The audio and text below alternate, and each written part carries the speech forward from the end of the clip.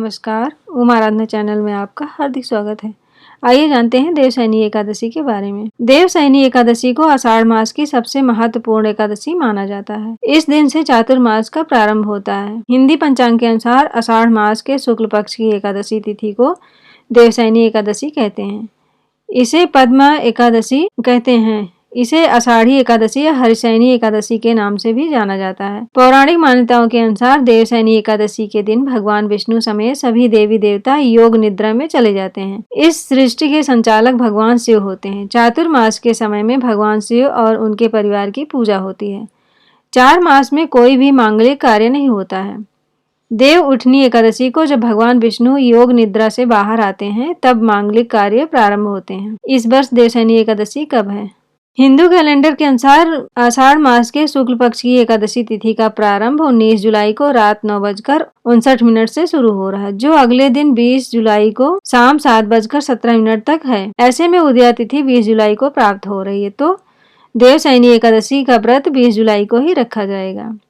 जो लोग देवशयनी एकादशी का व्रत रखेंगे वे लोग 21 जुलाई को प्रातः 5:36 से सुबह 8:21 के बीच व्रत का पारण करेंगे। ध्यान रखने वाली बात यह है कि द्वादशी तिथि के समापन से पूर्व व्रत का पारण कर लेना चाहिए। देवशयनी एकादशी का व्रत करने से व्यक्ति को सभी पापों से मुक्ति मिलती है, उसके सभी कष्ट मिट जाते हैं। मृत्यु के बाद श्री हरि की कृपा से उस व्यक्ति को वैकुंठ धाम में स्थान प्राप्त होता है। आइए अब सुनते हैं देवशयनी एकादशी व्रत की कथा। सूर्य वंश में मांधाता नामक प्रसिद्ध सत्यवादी राजा अयोध्यापुरी में राज करता था।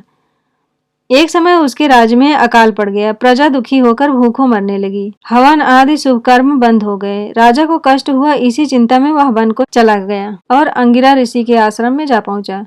वह ऋषि से बोला, हे सप्त ऋषियों श्रेष्ठ अंगिरा जी, मैं आपकी शरण में आया हूँ। मेरे राज्य में अकाल पड़ गया है। प्रजा कहती है राजा के पापों से प्रजा को दुख मिलता है। मैंने अपने जीवन में किसी प्रकार का कोई पाप नहीं किया। आप दिव्य दृष्टि से देखकर बताओ कि अकाल पड़ने का क्या कारण है। अंगिरा ऋषि बोले, सतयुग में ब्राह्मणों का वेद पढ़ना और तपस्या करना धर्म है, परंतु आपके राज्य में आजकल एक शूद्र तपस्या कर रहा है। शूद्र को मारने से दोष दूर हो जाएगा, प्रजा सुखी हो जाएगी।